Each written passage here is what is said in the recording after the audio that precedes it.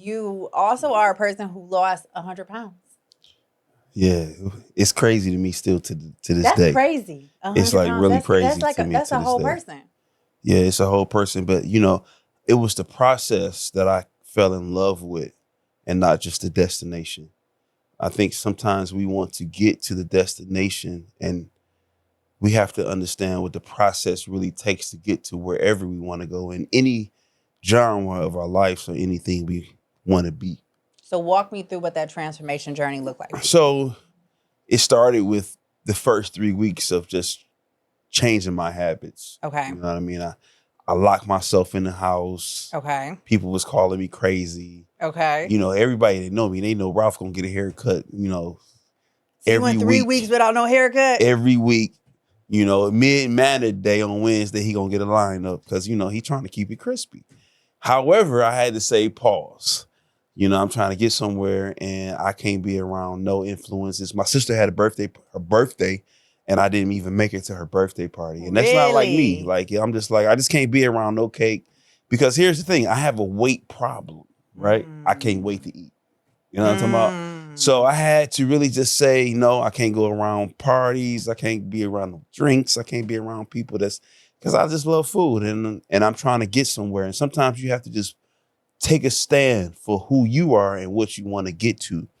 And 3 weeks, I stayed in the house. I go work out. I go in the backyard, grill my food. I was making food for myself.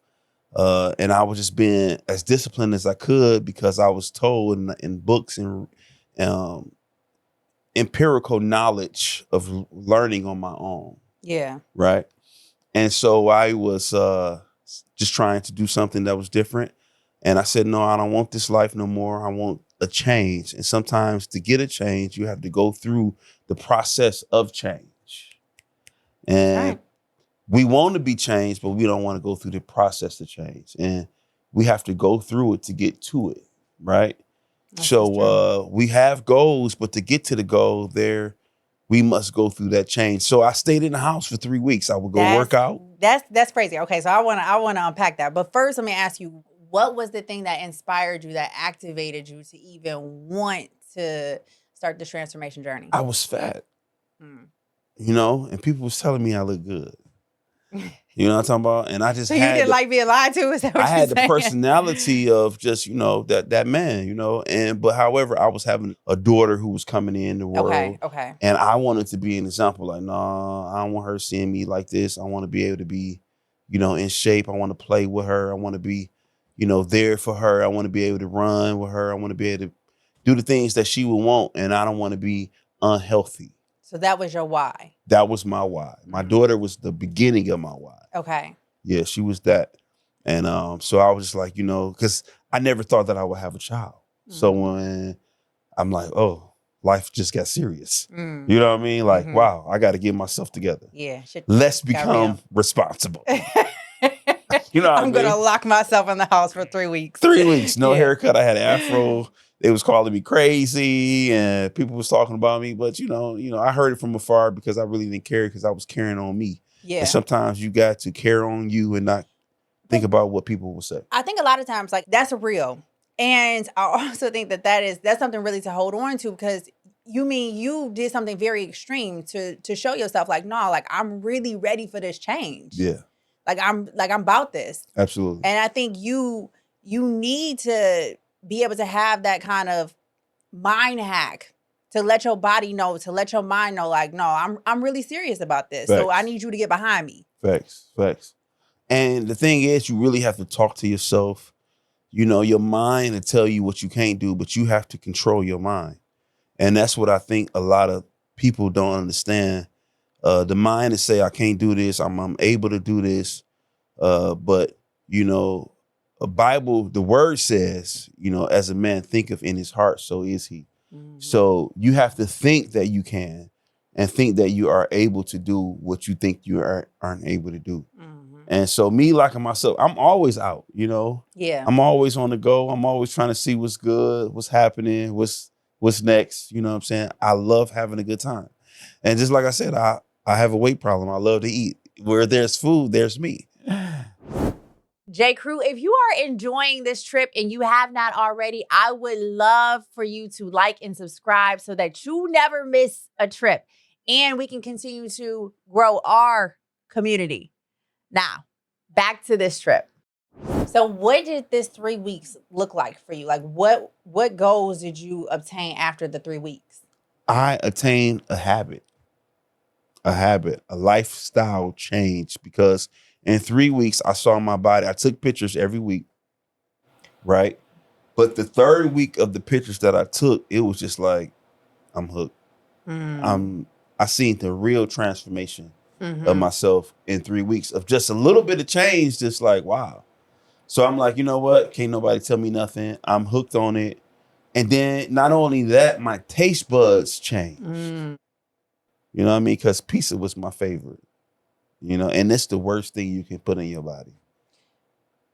When you were on this 3 week transformation, was it eating and was it working out, or were you just more focused on your eating habits? I'm going to say it's simultaneously, because I was always working out for years. I was working out for years hard, and I was eating whatever I wanted to.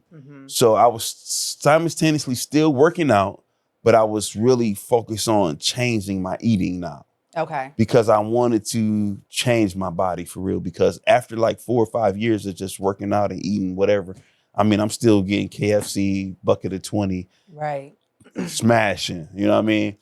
I was getting strong and building a lot of strength, but it wasn't, you know, how I wanted to look. Yeah. I was just big and strong. You know?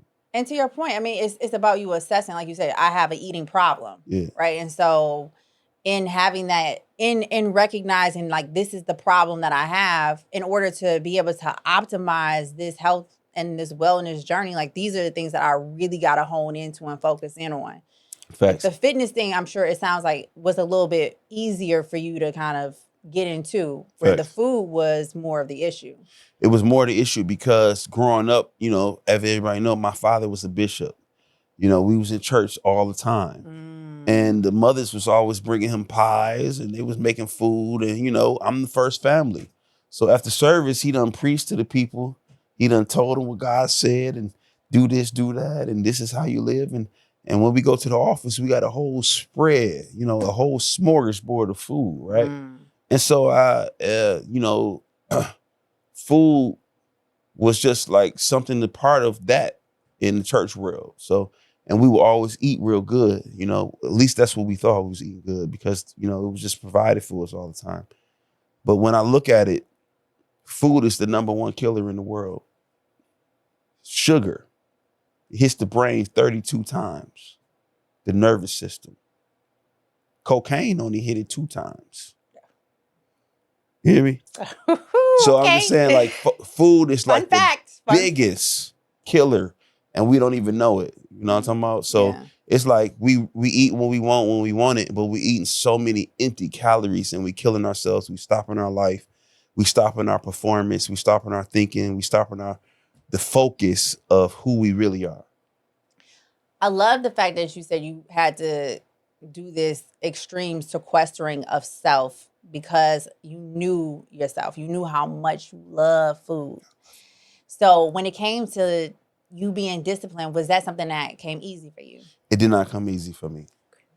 That's why I had to constrain myself in the house, because I wanted it more than I wanted the food. I wanted my trainer, the guy that was training me, he showed me him being on a bodybuilding stage one time. And I'm like, wow.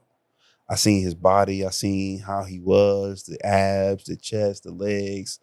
And I was just like, wow, I want to get that, you know? And, you know, the look was just impressive to me.